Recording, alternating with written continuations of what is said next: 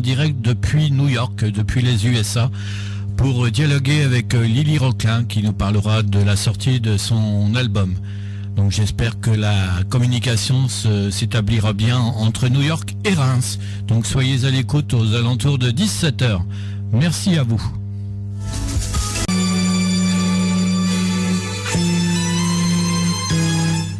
Bien voilà, nous allons retrouver comme promis en direct depuis New York, depuis les États-Unis, Lily Rocklin qui va nous parler bien sûr de sa passion pour la chanson, pour la musique, de son actualité et bien sûr aussi de ses projets. Donc c'est une bien belle chance de l'avoir en direct depuis effectivement New York, New York, Reims, les États-Unis, la Champagne en France. Donc bonjour et bienvenue Lily. Bonjour, merci de m'avoir invité. Alors c'est avec un réel plaisir effectivement que l'on communique entre les deux continents, entre l'Europe et bien sûr les États-Unis. Alors une première petite question Lily, c'est de savoir comment es-tu venue à la chanson, à la passion par la musique. Est-ce que c'était dû à l'environnement familial, peut-être tes parents, frères, sœurs, ou est-ce que c'est dû à un déclic à l'écoute d'autres artistes? Oui, mais c'est vrai que mon père est musicien et il est guitariste, il jouait dans des groupes pendant très longtemps et c'est vrai que ça m'a quand même influencé, faut le dire. Par contre, j'ai pas choisi la guitare, ça fait trop mal aux mains. J'ai choisi d'abord de chanter, j'ai commencé à chanter petite. Et puis ensuite, j'ai pris des cours de chant, un peu comme tout le monde, des cours de chant particuliers. Et puis un peu plus tard, j'ai pris un tout petit peu de guitare, mais pas beaucoup. Et plus tard, j'ai pris le piano. Et donc c'est ça maintenant que je fais, je chante et je joue du piano surtout. Alors, du piano. Quelles sont tes références d'artistes? Alors, tu parles très bien le français parce que je crois que tes origines sont de l'Hexagone, de la France. Et quelles sont tes références musicales d'artistes? Est-ce qu'il y a des artistes français, européens ou essentiellement des artistes américains? Oui, c'est vrai, je suis française, je suis née à Toulon dans le Var et j'habite aux États-Unis, ça fait maintenant un petit peu plus de 10 ans. Donc je suis partie toute seule en fait. Mais c'est vrai qu'en grandissant en France, d'abord quand j'étais petite, j'écoutais beaucoup Elsa, Vanessa Paradis et beaucoup de Mylène Farmer. J'admire toujours maintenant ce travail qu'elle fait, elle est incroyable. Donc j'ai quand même écouté pas mal de musique française, aussi Francis Cabrel, je trouve qu'il est super. Les paroles, c'est vraiment, je trouve qu'il est vraiment extraordinaire aussi. Et c'est vrai que mon père écoutait pas mal de musique anglophone, donc j'ai quand même une influence avec les Beatles, ABBA, tu vois, des groupes un peu comme ça.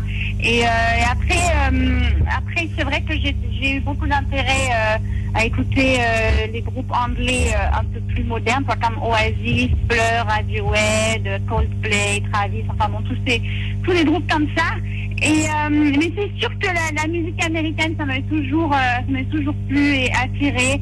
Pas forcément la country ou les choses comme ça, mais bon, il y a beaucoup de rock américain qui m'a toujours beaucoup plu. Un éventail finalement large et diversifié de références, oui. Oui, carrément, c'est vrai. Alors, il y a un nom qui m'a touché parmi tous ces artistes, enfin tous les artistes que tu as cités m'ont touché, mais il y a une jeune artiste, maintenant qui commence à prendre un petit peu d'âge, de maturité, d'expérience dans la chanson. Tu as cité Elsa. Et Elsa, quand tu as cité ce nom-là, ça m'a touché parce que j'ai un cousin qui lui a composé pratiquement tous ses tubes. Donc, oui. On est un peu en pays de connaissances. J'aime pas toujours faire référence à ce cousin compositeur, mais c'est vrai que quand tu as cité Elsa, ça m'a touché. Alors, pour en revenir à toi... Oui, pardon. J'allais dire, s'il écoute, il faut le féliciter parce que non seulement c'est une interprète, je crois qu'elle n'a pas trop fait de musique récemment, faudrait que je recherche, mais non seulement c'est une interprète super, l'émotion, une voix très douce, mais les chansons étaient super bien composées, donc félicitations cousin. Merci Lélie. Revenons effectivement à toi-même. Ton actualité, donc c'est la sortie d'un album aux États-Unis, mais que l'on verra peut-être ici, en Europe, en France notamment. Ah oui, donc c'est vrai que mon dernier album, il s'appelle Beautiful Sun. Oui. Comment dire, le accent français, Beautiful Sun. Oui. Et, aussi, ça fait un petit moment, et là, ça fait un petit moment, ça fait 1 an et demi, à peu près, que je fais beaucoup de promos ici à New York, Cleveland, enfin, les villes un peu entre le Midwest et la côte Est, la Boston et tout ça. Et c'est vrai que j'ai fait exprès d'avoir une chanson tout en français sur l'album, parce que, enfin bon, voilà, je voulais faire quand même la promo en France. Et voilà, bon, la chanson N'attends pas, la vie est tout en français. Elle est aussi en anglais, donc il y a 2 versions sur l'album.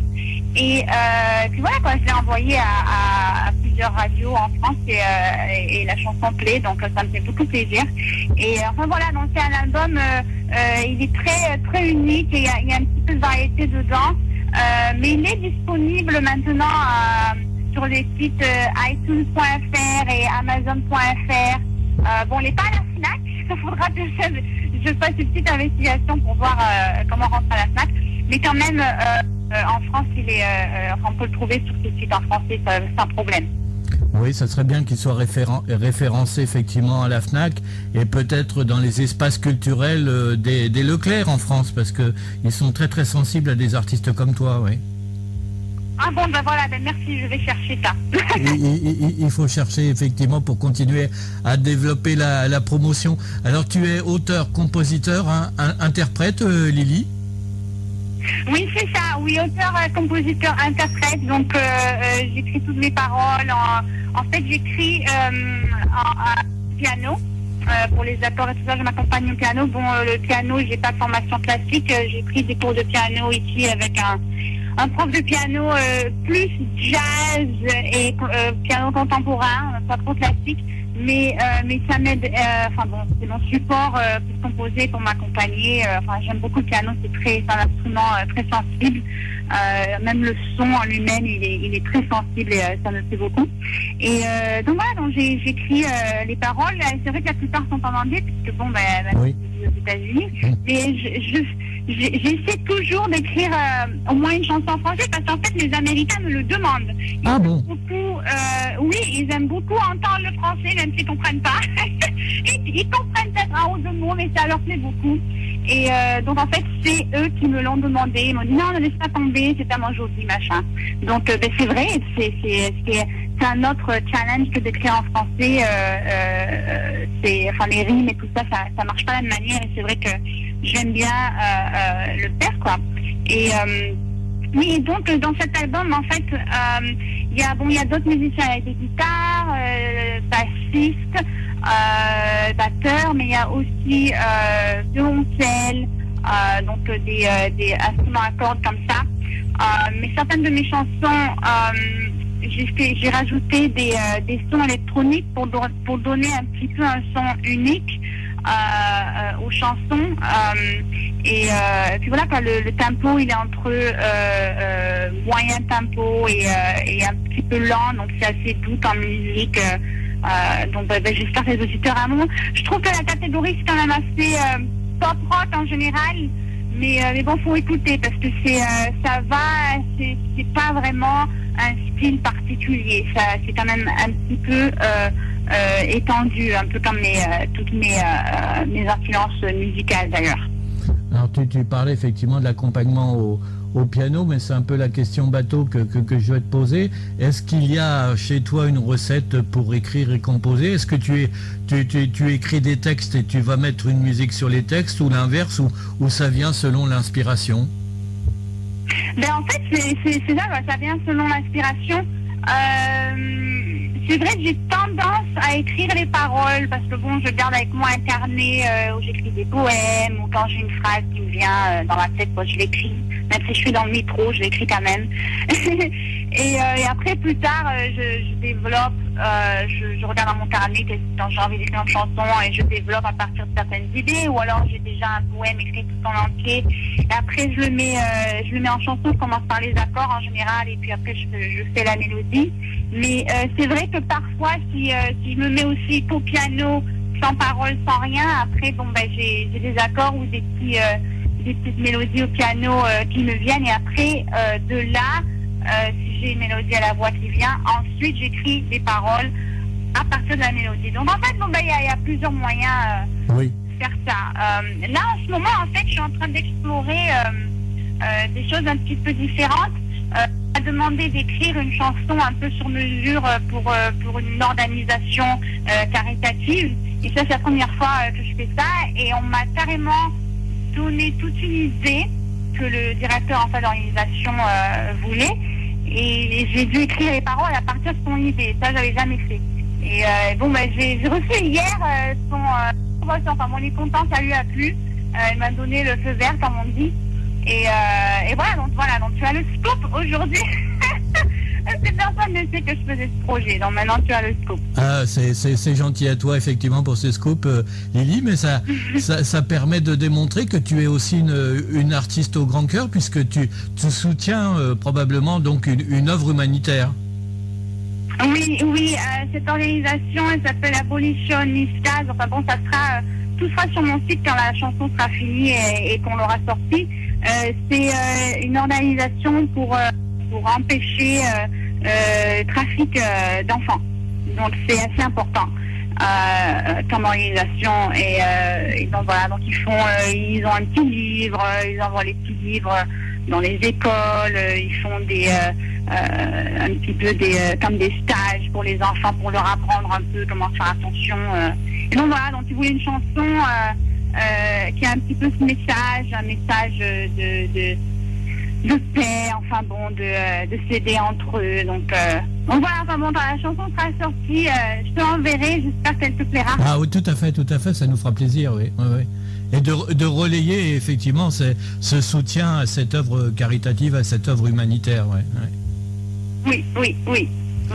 Alors, Lily, quand on sort un album comme le tien, là tu as fait référence tout à l'heure un peu à différents spectacles. Comment ça se passe aux États-Unis lorsqu'on fait la promotion? Bon, New York, bien sûr, une grande ville, mais tu tournes dans les différents États, justement, des USA pour cette promotion. Et tu vas peut-être à côté, je crois que tu vas aussi au Canada, ouais. Oui, alors en fait, je pense que ça se passe un petit peu comme en France. Ici à New York, je fais pas mal de concerts. On a pas mal de salles de concert, un petit peu comme à Paris en fait. C'est vrai ce qu'ils aiment à New York, comme les salles de concert elles sont petites. Il y en a qui sont plus grandes que d'autres, mais ils ont beaucoup de petits cafés, de petits bars, ils ont un piano par-ci par-là. Donc en fait, ils aiment bien quand on joue en acoustique, quoi, solo, voix, piano. Oui. Donc ça, je fais beaucoup de ça. Aussi, j'ai un batteur ou alors un joueur de violoncelle qui m'accompagne de temps en temps selon la soirée qu'on a. Après, moi, dans mon cas, c'est vrai que j'ai eu en fait l'opportunité d'avoir mes enregistrements, enfin mes chansons placées à la télévision ici aux États-Unis dans des feuilletons, dans des émissions TV.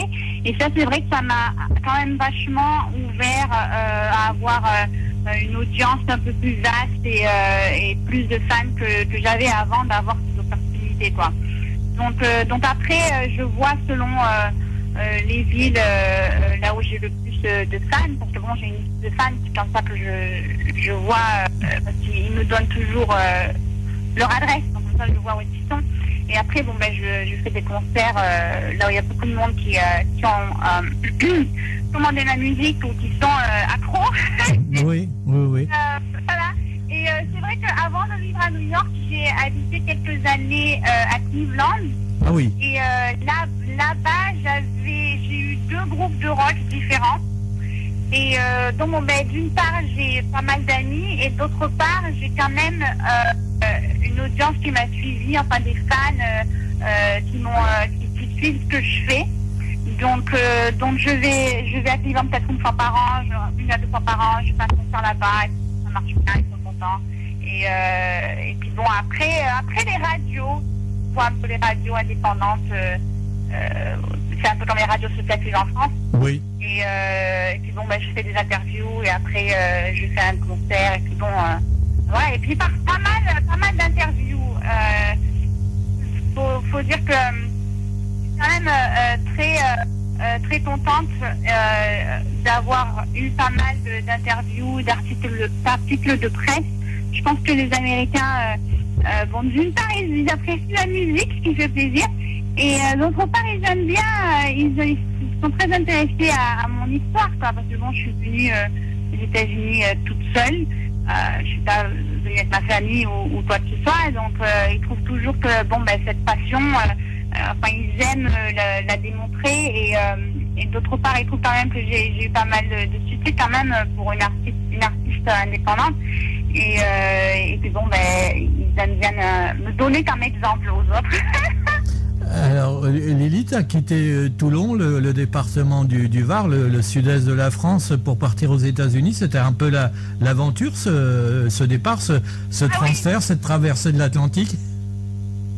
Ah oui, c'était l'aventure. Je pense que ces choses-là, faut le faire quand on est toute jeune. Parce que bon, ben, je suis partie après l'école. Bon, j'avais quand même, ma mère a quand même des cousines ici près de Cleveland, donc c'est pour ça que je suis allée là-bas d'abord, donc je n'étais pas toute seule dans la rue. Oui. Donc j'avais quand même quelques amis, enfin des gens très gentils, très chaleureux, qui m'ont soutenue. Donc j'ai eu l'occasion de venir à France. Après, après j'ai dit allez, faut le faire. Je voulais venir aux États-Unis depuis que j'avais 12 ans. J'avais ce truc dans la tête, quoi, faut pas m'enlever.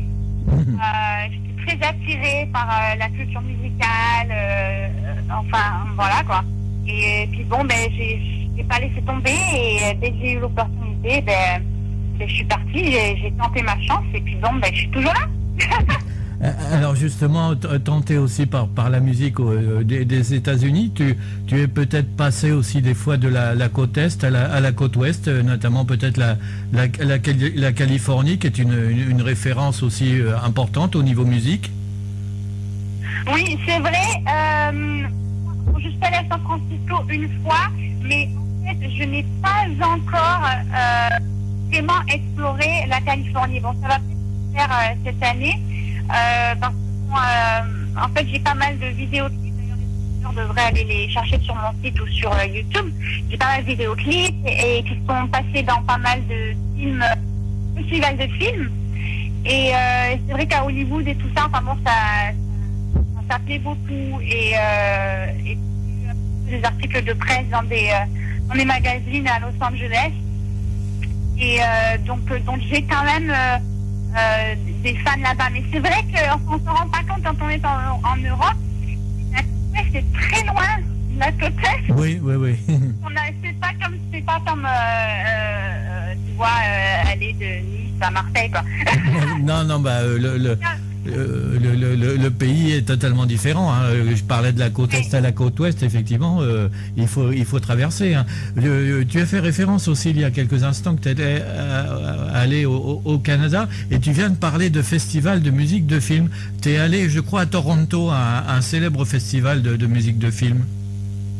Oui, c'est vrai que en fait, bon, je suis pas allée en personne parce que j'ai pas 2 ans. Enfin, j'avais quelqu'un qui est là-bas, quelqu'un, comme on dit, de ma street team, oui. un de mes fans, il est allé pour moi, j'ai donné mon VIP, donc c'est vrai que j'ai eu ma vidéo The Only One qui est passée au festival de film à Toronto et donc ça c'est super parce que ça donne l'occasion aux gens dans le milieu du film de voir mon travail, de voir et de voir les vidéos faites par des directeurs qui ont beaucoup de talent et qui émergent en fait en tant que super des super directeurs de films, metteurs en scène et c'est vrai que ça c'est super, donc ça m'ouvre des portes, ça expose ma musique à plein d'autres gens, donc ça c'est super, ouais. Alors, tu as la passion, effectivement, pour la chanson, la composition, la partie audio. Et puis là, tu viens de nous parler de la partie visuelle et notamment la réalisation de clips sur cet album que l'on peut voir, bien sûr, sur ton site Internet. Alors, est-ce que tu participes, par exemple, à l'écriture du scénario quand tu réalises un clip? Ah, c'est une bonne question. Je suis contente que tu me la demandes. Bon donc c'est vrai que là j'ai 5 vidéos, je viens d'en sortir une 5e là. Pour la première, I Saw You, en fait bon, en général c'est vrai que c'est moi qui trouve souvent l'endroit où filmer. Et souvent, j'ai un petit peu une petite idée et je la transmets au metteur en scène, au directeur de film. Et pour I Saw You, bon, on l'a fait un petit peu, j'allais dire un peu au pif. On est allé à Central Park, c'était froid ce jour-là, c'était incroyable, c'était en hiver. Et on a fait le film comme ça. Enfin bon, les gens de Central Park, c'est tellement beau, il y a tellement d'endroits à filmer que bon, c'est venu tout seul. Après, la deuxième Shoot You Get Mad, c'est vrai que j'avais un petit peu l'idée, quoi, carrément. Et donc j'ai travaillé sur Shoot You Get Mad et sur ma vidéo Thank You. Donc ces deux vidéos-là, c'était avec Arnaud Muller, qui est en fait à l'origine de Paris. Et il est là à New York, il travaille dans le film. Et mais en fait, il a beaucoup de talent à déchiffrer ce que je voulais et le mettre en image. Donc c'est vrai que je pense que j'ai aussi un petit peu l'instinct, une intuition pour trouver des gens qui travaillent dans le film comme ça, dont j'aime le travail, et aussi il faut avoir l'œil pour les vidéos. C'est vrai que je regarde beaucoup de vidéoclips. Bon, depuis que je suis petite, je regarde beaucoup de vidéoclips et je pense que j'arrive à voir, quand il y a quelqu'un qui me montre son portfolio, j'arrive à voir si ça va marcher ou non, si ça me plaît et s'il a du talent ou non. Ça quand même, c'est important. Et donc après avoir travaillé avec Arnaud Muller sur ces deux vidéos, un truc tout à fait différent pour la chanson The Only One, c'est Kyle Lavore, il est new-yorkais aussi. C'est lui en fait qui m'a approché. Il avait écouté ma musique, je sais plus comment, sur Facebook ou par là. Et il connaissait des gens qui avaient eu un concert. Et c'est lui qui m'a approché, qui m'a dit voilà, je voudrais faire une vidéo pour The Only One. Il avait déjà toute l'idée. Et donc là, pour la première fois, je l'ai laissé faire. Et j'ai dit bon, écoute, on va faire ce que tu veux, je dis rien. Et c'était, et ben en fait, c'est sorti super bien. Donc c'est vrai qu'il faut laisser un peu les directeurs de films avoir une image. Des fois, ils vont avoir une idée dont vraiment on ne penserait pas quand on a écrit la chanson nous-mêmes. Oui. Et voilà. Donc, et puis pour la dernière, c'est Like a Feather. Là, je crois que c'est un peu pareil. Je les ai laissés faire. Bon, cette vidéo, c'est en anglais, on dit une animation. Bon, je pense qu'on va dire c'est dessiné, c'est un dessin animé en fait. Une animation et puis bien sûr j'ai laissé faire la fille qui a fait l'animation. Elle a énormément de talent. Elle est écossaise, elle est en Écosse, on a travaillé par internet, donc voilà, pour répondre à ta question. Eh bien, c'est une bien belle réponse et qui confirme effectivement aussi ta passion pour le côté visuel. Alors, peut-être que tu participeras prochainement, par exemple, à un événement que tu dois connaître, c'est le Midem à Cannes, où il y a non seulement la présentation effectivement des artistes avec leur support audio, mais également avec leur clip vidéo. Donc, ça peut être un projet de participer au Midem à Cannes. Oui, c'est sûr. Là, on essaie de rentrer dans le Festival de Cannes. Donc bon, je croise les doigts. Mais c'est vrai que le Midem, j'en ai beaucoup entendu parler et tout. Et c'est vrai que ça serait vraiment un truc super à faire. Donc c'est ce que l'on te souhaite, et puis ça permettrait peut-être de se rencontrer, parce que notre radio champenoise, rémoise, parfois fait des déplacements pour le festival du film international de Cannes qui a lieu au mois de mai, et puis le Midem qui a lieu au mois de janvier, donc sur cette belle ville des Alpes-Maritimes que tu connais bien, puisque c'est à proximité du département du Var, c'est pas bien loin de Toulon. Hein. Ah oui, carrément. Oui, dans Cannes, je connais beaucoup, oui. Ah oui, mais ça faudra qu'on reste en contact, bien sûr. Alors, avant de se quitter, peut-être, Lily, encore une paire de petites questions, notamment sur ton actualité, sur la sortie de ton album, parce que comment définit-on le titre de l'album, prendre une chanson et puis donner le titre de cette chanson? C'est un choix personnel ou c'était une concertation de l'appeler Beautiful Sun? Et c'est le nom de l'album, ça, ouais. Et c'est une chanson qui figure sur l'album, ouais. Oui, c'est vrai. Ça c'est toujours intéressant. C'est vrai que la chanson en elle-même, Beautiful Sun, elle a ce groove. Enfin bon, faudra que les auditeurs aillent chercher. Elle a un groove super, un petit peu électronique, un peu pop, mais en même temps un petit peu trip-hop. Et bon, la chanson en elle-même, ça parle du soleil. Bon, après, on peut l'interpréter comme le Ouais, sun, c'est le soleil, oui. Ouais. Voilà, et le soleil, ça pourrait être aussi une personne, ça dépend comment on l'interprète. Oui. Et c'est vrai que c'est assez personnel d'avoir choisi les titres de l'album, parce que bon, je pense qu'à ce moment-là, quand je cherchais le titre, cette chanson-là, quand je l'écoutais, elle me faisait un peu comme une méditation, enfin, me mettait un petit peu, je dirais, dans une transe spirituelle un petit peu. Et c'est vrai que voilà, donc je voulais retransmettre ça et bon, j'espère que les auditeurs, idéalement, ils seront d'accord avec moi quand ils écoutent la chanson de Beautiful Sun, et que je trouve que c'est très important, le soleil et la lumière en général dans sa vie. Et nous aimons bien, le soleil, avec l'appellation de notre station en Champagne. On aurait pu s'appeler Cigale à Toulon, mais on s'appelle Cigale à Reims, et la cigale ne chante qu'au soleil, donc avec Sun, ça nous fait plaisir. Exactement.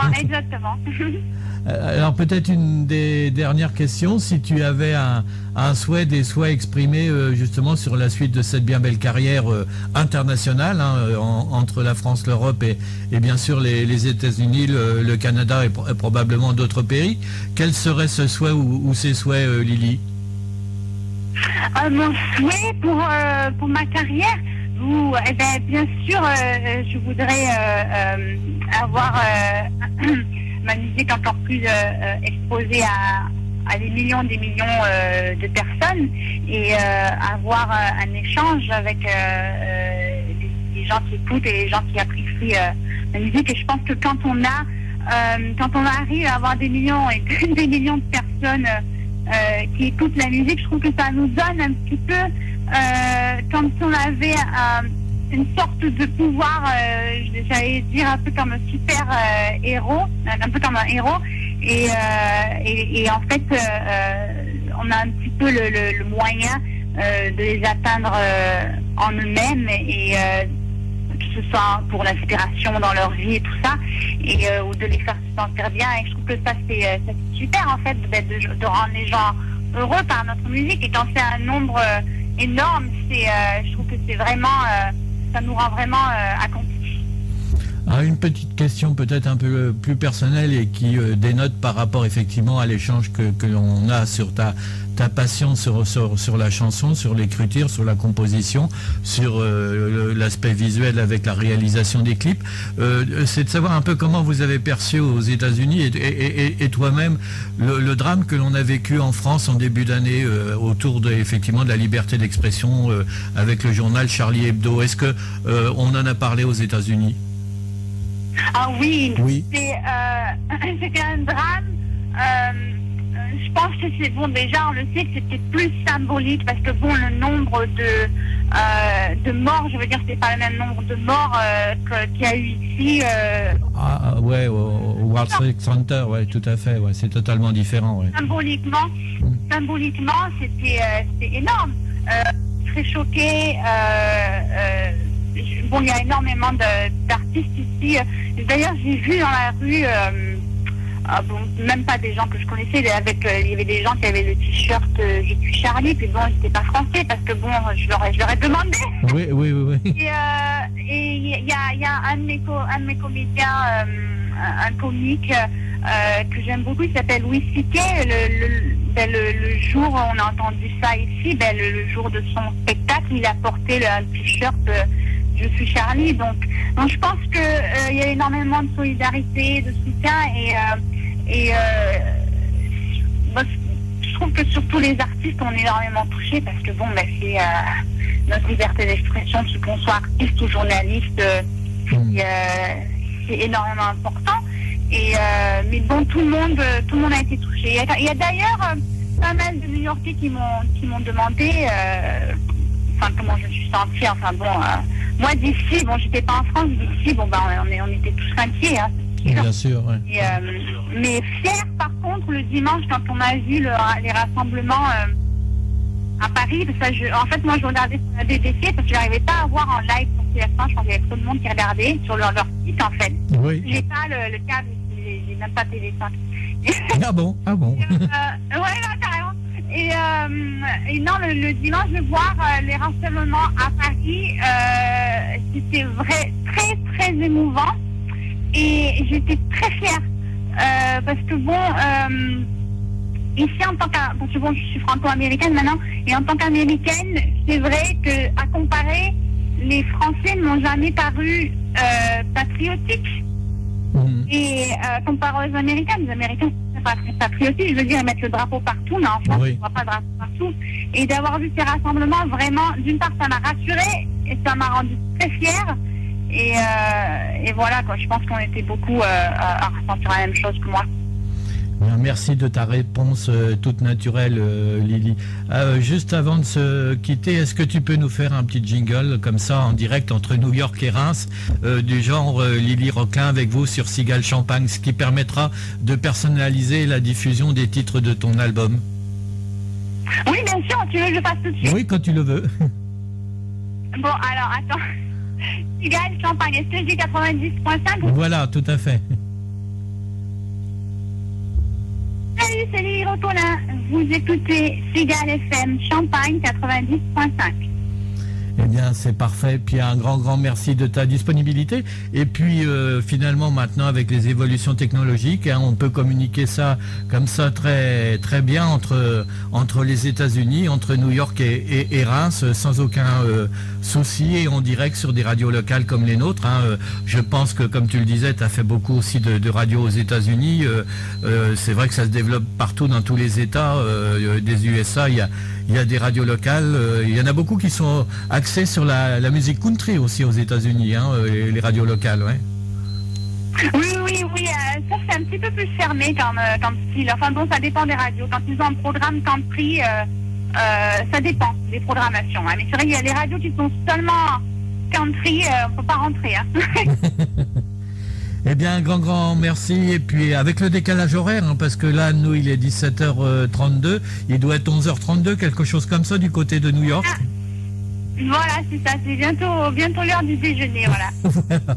Eh bien, bonne fin de matinée à toi, alors, et puis, bon appétit, et encore merci de ta gentillesse, de ta disponibilité, et puis félicitations pour ton talent et la réalisation de cet album. Et si tu dois revenir en France prochainement, peut-être la région parisienne, hein, on n'est pas loin de Paris, ça serait bien que tu puisses nous rendre visite et qu'on réalise une émission en direct à Reims. Voilà. Ah oui, pas de problème. Merci beaucoup Lily, bonne fin de matinée, bon appétit comme je le disais, puis à très bientôt, et encore merci pour cet échange en direct entre New York et Reims. Merci, au revoir. Et on va se quitter justement avec quand même un titre de ton album, qui porte le nom, hein, Beautiful Son.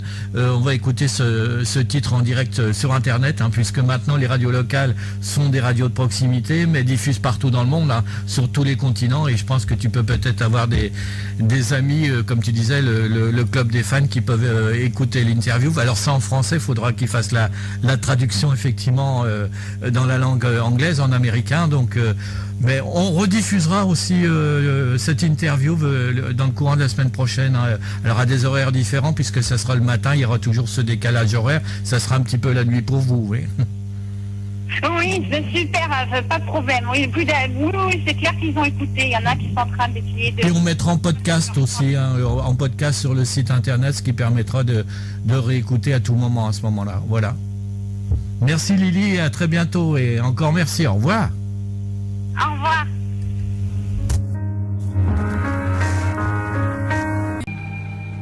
Eh bien, c'était donc la chanson de Lily Rocklin qu'elle a composée en français, qu'elle a interprétée en français. C'était pour vous les auditeurs, pour vous remercier de votre écoute, puisque nous avons eu Lily il y a quelques instants en direct depuis New York pour mieux faire connaissance avec elle. Elle nous a parlé de sa passion, elle nous a parlé bien sûr de la réalisation de cet album, et puis elle nous a parlé de ses projets, et puis on souhaite effectivement l'accueillir prochainement, peut-être lors d'une visite en France, Paris n'étant pas très loin de Reims, qu'elle fasse un petit saut à Reims, à Tinqueux, venir nous rendre visite et faire une émission effectivement avec elle, une artiste très très très attachante.